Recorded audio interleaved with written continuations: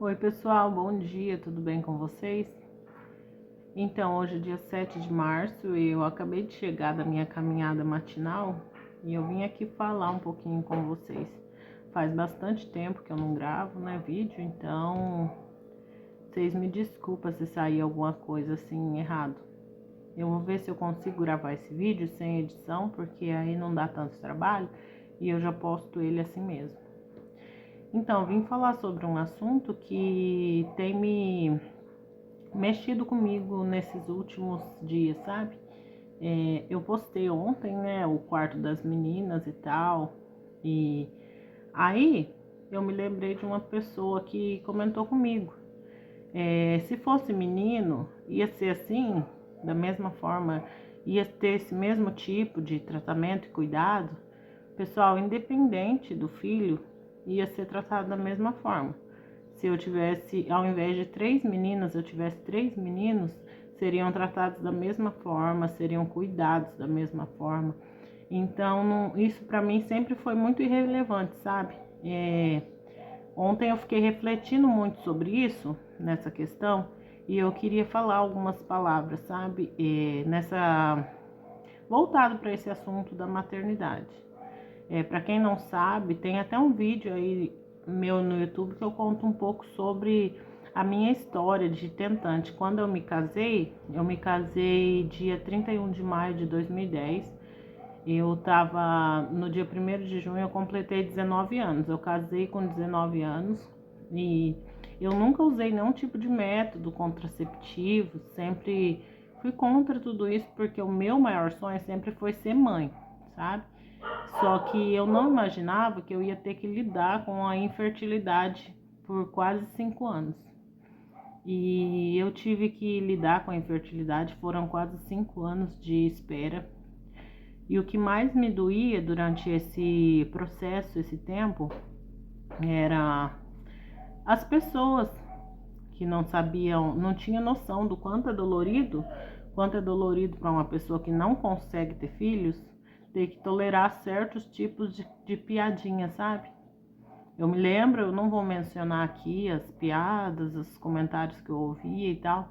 E uma coisa que dói muito para quem tá nesse processo é quando a pessoa fala, você tem que esperar que é tudo no tempo de Deus. A gente sabe, a gente já sabe. Tudo isso a gente já sabe, a gente já tem noção de tudo isso, entendeu? Então falar não adianta muita coisa, tá? Falar que a gente tem que esperar porque a gente já tá esperando. Aí, da primeira vez que eu engravidei, em 2014, eu descobri em janeiro de 2014, foi uma emoção muito grande. E aí, quando eu descobri que era uma menina, eu fiquei muito feliz, independente do sexo do bebê. Eu já amei muito a minha filha desde quando eu descobri que eu estava grávida. Eu escrevi cartas para ela. Para vocês terem noção, eu escrevi para ela mesmo antes dela existir no meu ventre. Eu já abençoei ela, a vida dela, mesmo antes dela ser gerada, entendeu? Porque eu profetizava para mim mesma que ia dar certo, porque Deus me colocou esse desejo no meu coração e eu acreditava, tinha fé, sabe? Tive sempre muito deslize, assim, eu sempre fui uma pessoa que fui muito insegura, mas eu tinha aquela fé, certeza no meu coração que um dia Deus ia me abençoar. E tá, aí nasceu minha filha. Quando ela tinha 2 anos, eu fiquei com desejo de ter um irmãozinho ou uma irmãzinha para ela. E é claro, pessoal, não vou ser hipócrita, que a gente imaginava talvez a possibilidade de ter um filho menino, né? Como a maioria das pessoas acredita que é super normal a gente ter esse pensamento. Aí quando eu descobri que era outra menina, eu amei ela da mesma forma. Na mesma medida, na mesma quantidade que eu amei a minha primeira filha. E é incrível, só quem é mãe de mais de um filho sabe que o amor de mãe, ele não tem limite. Não é limitado um pouquinho para cada, o nosso amor ele cresce. Conforme a gente tem os filhos, o nosso amor se multiplica. É incrível. Maior que o nosso amor de mãe é só o amor de Deus por nós. O amor de Deus e a misericórdia que ele tem de nós não tem limite. E aí eu descobri que era outra menina e eu tratei ela da mesma forma. Escrevi cartas para ela antes dela existir. Eu tenho diário, eu não sei se eu já mostrei em algum vídeo, mas eu tenho diário da mamãe que eu escrevia recados para elas mesmo antes delas existirem. Da Helena foi da mesma forma. Quando ela nasceu, a Helena, ela nasceu uma criança bem tranquila, assim, sabe? Uma bênção. A Ana Luísa era uma criança, sempre foi uma criança muito desejada por conta do tempo de espera, sabe? E a Helena também. Então não teve, assim, essa questão de preferência, não existe isso. Aí quando a Helena completou 1 ano, eu já falei sobre isso em um vídeo, mas eu vou repetir aqui. A Helena completou 1 ano, eu descobri que estava grávida da Alice. A Alice foi uma surpresa para mim. A Alice foi uma surpresa porque a Helena ainda era um bebê. A Helena mamava no peito ainda. E foi para mim, assim, um susto, de verdade. Mas eu escrevi cartas para Alice. Ela foi um presente, eu considero a Alice como um presente surpresa que Deus me deu. Pelo meu merecimento, eu considero assim. Foi um merecimento. Olha, você tá indo bem, então eu vou te dar mais um. Eu considero a Alice um presente surpresa por Deus ter me abençoado já com 2 e me deu mais uma. Porque ele viu que eu tinha capacidade. E aí quando eu descobri, a da Alice eu descobri com 4 meses, já descobri, 17 semanas. Eu descobri que eu estava grávida, que era outra menina. Eu não vou mentir que a gente pensa, já tive 2 meninas, agora acho que vai ser um menino. Não vou mentir, a gente passa esses pensamentos na nossa cabeça, entendeu? Mas quando eu descobri que era outra menina, pra mim não mudou nada. Não mudou nada. Eu amei a Alice da mesma forma e na mesma quantidade, na mesma proporção que eu amava a Ana Luísa e a Helena. E o da Alice foi uma gestação, todas elas eu passei no alto risco por conta dos diabetes gestacional, mas estava super controlada. Eu sou uma pessoa que eu sou obesa, né? Sou uma pessoa acima do peso, inclusive acabei de chegar da caminhada que eu tô tentando mudar isso, melhorar.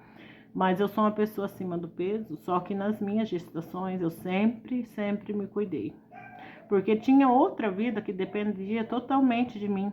Quando o assunto sou eu sempre me deixo um pouco de lado, eu preciso mudar isso. Eu preciso fazer minha sobrancelha, eu preciso me cuidar. Só que quando o assunto é cuidar de outra pessoa que depende de mim, eu sou uma pessoa que eu cuido bem. E nas minhas gestações foi assim, sempre controlado os problemas gestacionais e tal. E eu cuidei durante os 9 meses, me alimentei bem, fiz todos os exames, fiz todas as consultas de pré-natal, eu me cuidei muito bem. E por isso as minhas gestações foram tranquilas, né? Mesmo sendo feito lá no regional, no alto risco, foram todas tranquilas, graças a Deus. Deus abençoou muito, que a minha gestação foi muito maravilhosa, abençoada. E aí, pessoal, quando eu descobri que era outra menina, a terceira menina, eu tratei ela da mesma forma. Tive os mesmos cuidados, os mesmos caprichos. Sempre cuidei muito bem das minhas 3 filhas.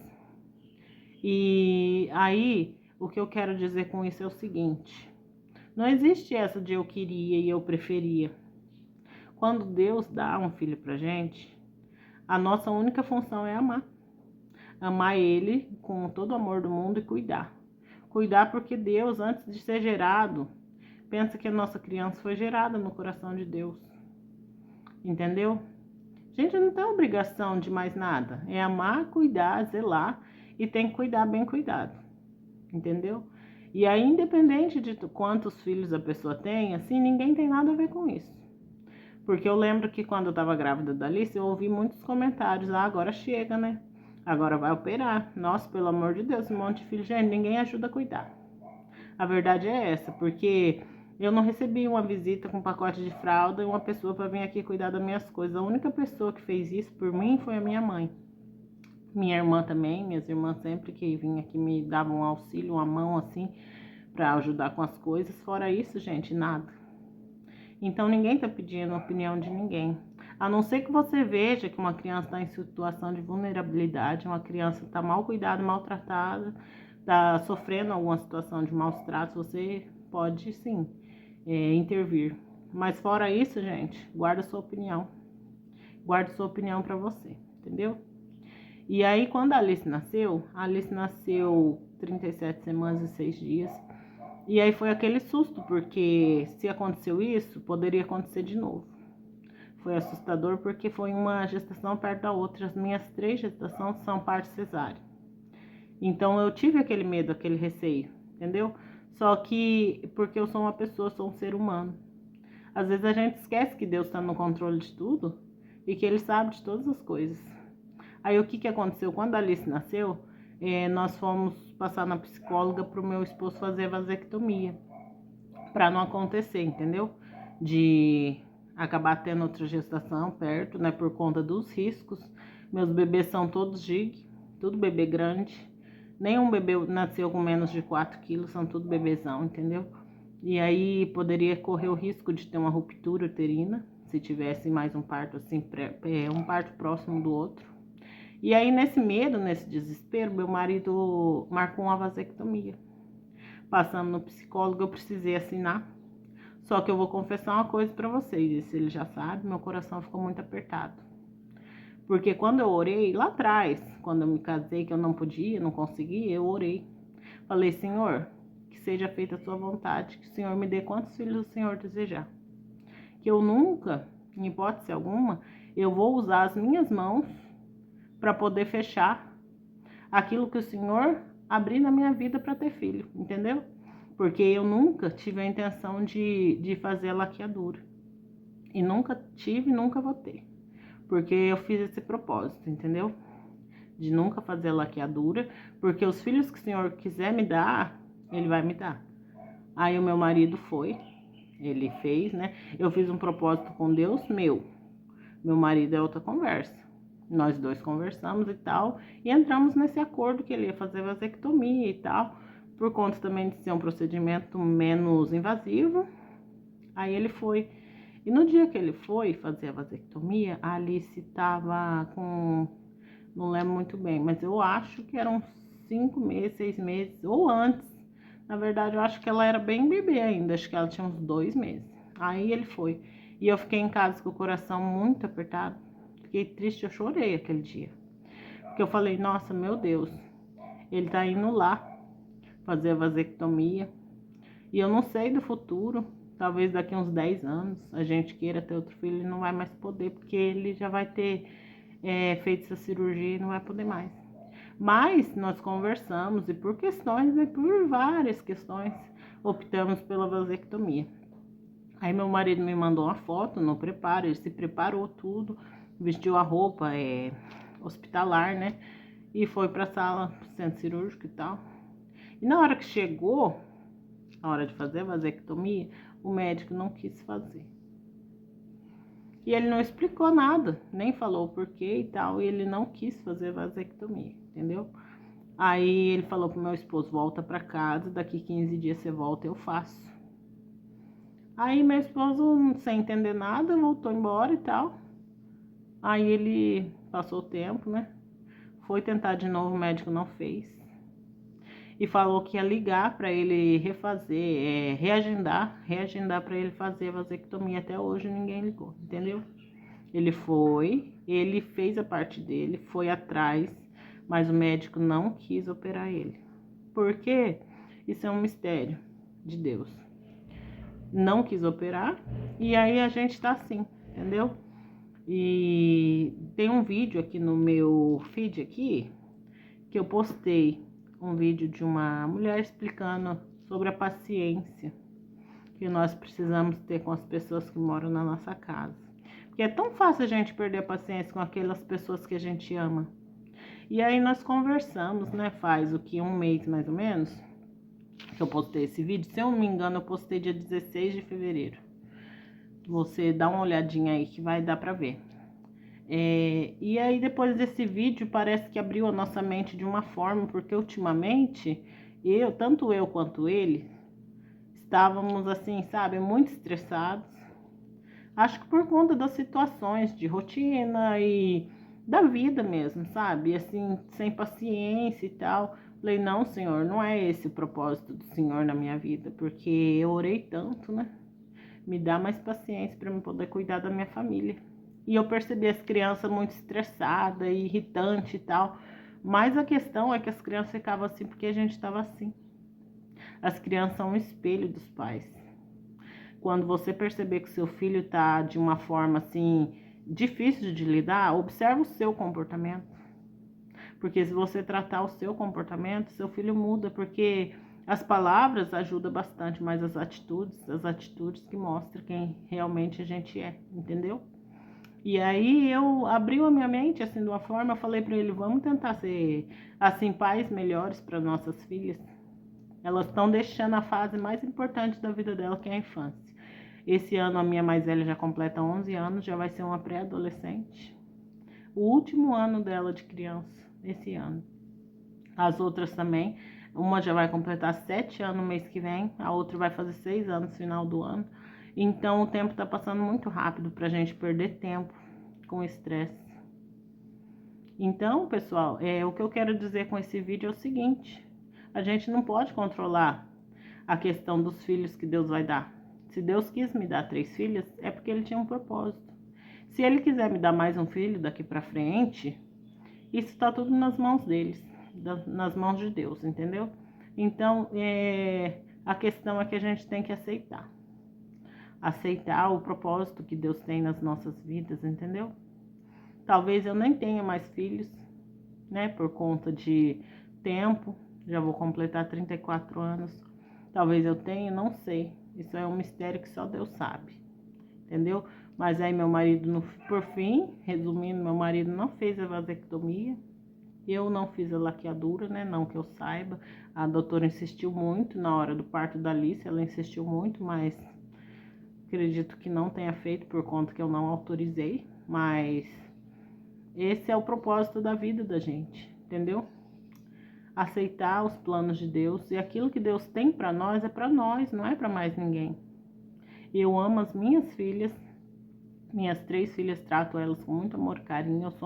Eu às vezes ainda tenho alguns episódios de estresse, mas eu volto atrás e falo, não, eu preciso ser uma mãe melhor para minha filha, porque hoje em dia a geração de hoje está insuportável.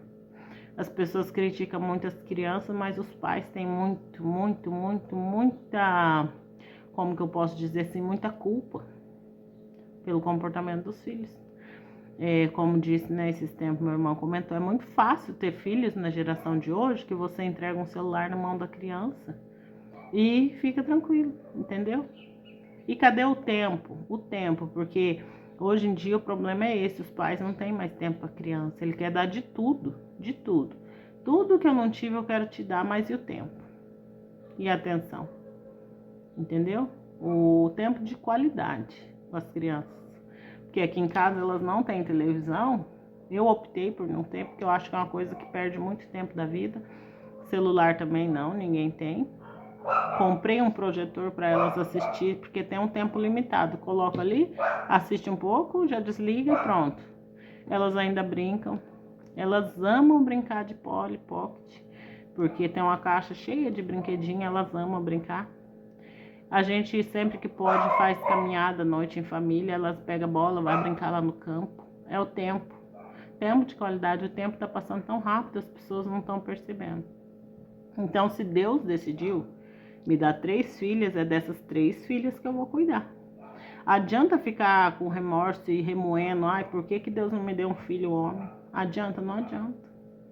Não adianta, porque Deus me deu as filhas que Ele quis me dar. Se Ele quisesse me dar um filho ou 3 filhos, Ele teria me dado também.